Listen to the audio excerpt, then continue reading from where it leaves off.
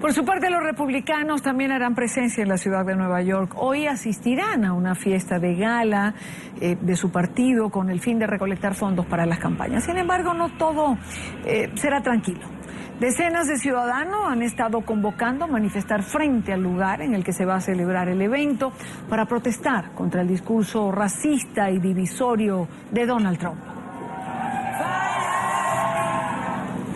Sin embargo, y a pesar de estas marchas, no deja de sorprender el innegable apoyo que ha recibido este precandidato republicano, incluso por algunos latinos que viven en los Estados Unidos. Este caso, al igual que el crecimiento del fujimorismo en Perú o la elección de un humorista como presidente en Guatemala, hacen parte de los comportamientos políticos de los votantes de otros países que no son fáciles de entender para quien observa desde el exterior. Este es el tema que ha desarrollado en su artículo del diario El País Jorge Cepeda. Él es analista político, autor de la novela Los Corruptores, quien es precisamente nuestro invitado en esta hora del programa. Señor Cepeda, bienvenido a la tarde.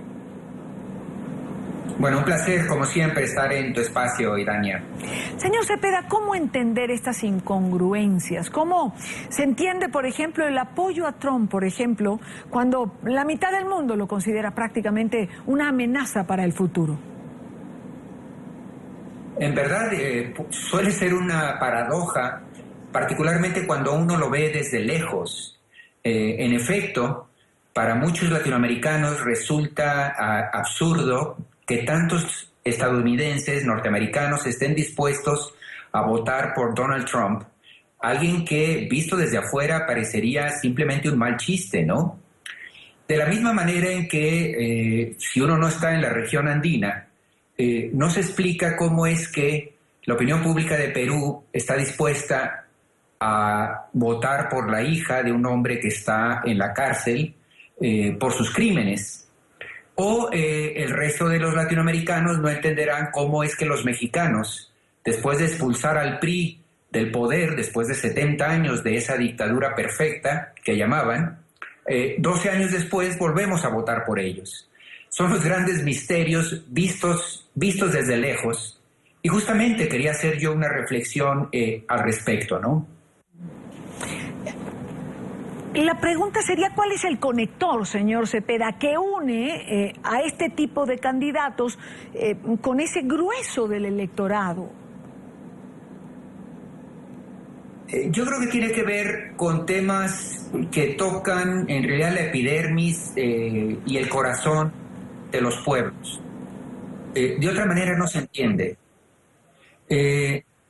Sería muy fácil decir que aquellos que van a votar por Donald Trump son ignorantes, basura blanca, como dice el dicho de estas masas del sur norteamericano no educadas, o que los peruanos tienen algo de masoquistas, o los mexicanos que siguen votando por este PRI corrupto.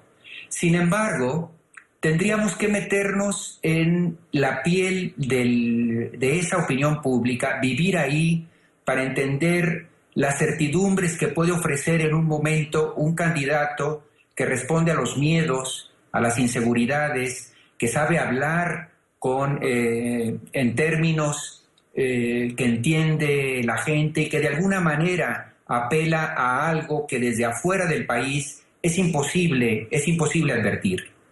¿Por qué los argentinos tienen esta fascinación por las esposas de los presidentes, por ejemplo?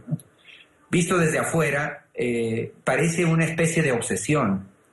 ¿O por qué los italianos votan por un Berlusconi durante 15 años, siendo para el resto del mundo un ejemplo ostensible de un bribón, para decirlo rápido, de un vividor, de un millonario enriquecido gracias a sus malas prácticas? Y sin embargo, no es que los italianos sean ingenuos o corruptos, o que los mexicanos o los peruanos o los argentinos pequen de estupidez, ni mucho menos. Ahora, según lo que usted plantea, es decir, no se puede ir a un análisis político serio, completo, si no se vive en la misma zona geográfica de los candidatos. Yo creo que nadie debe negarnos el derecho de poder hacernos un juicio, de poder hacernos una explicación de qué es lo que pasa en otro país. Porque uno ve las noticias internacionales, Keiko a punto de ganar, por ejemplo, o ahora este fervor otra vez por Cristina Fernández de Kirchner, ¿no?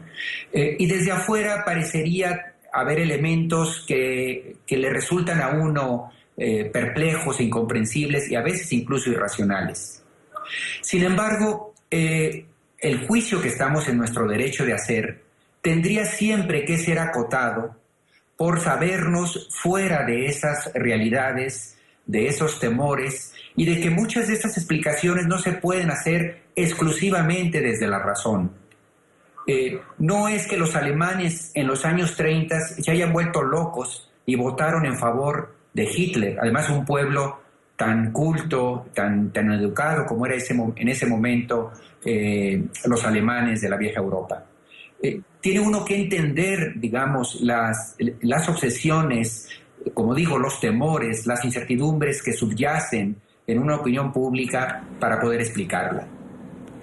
A usted, señor Cepeda, como analista político, ¿qué caso le llama más la atención de los varios ejemplos que tenemos en este momento donde estos candidatos atípicos, por calificarlos de alguna manera, logran conectar con el electorado? Sin duda, el de Donald Trump parecería escapar a todo razonamiento, ¿no? Sería muy fácil decir, bueno, este tipo es un loco, que en buena medida lo es, un ignorante, pero excéntricos como eso existen en todos los países.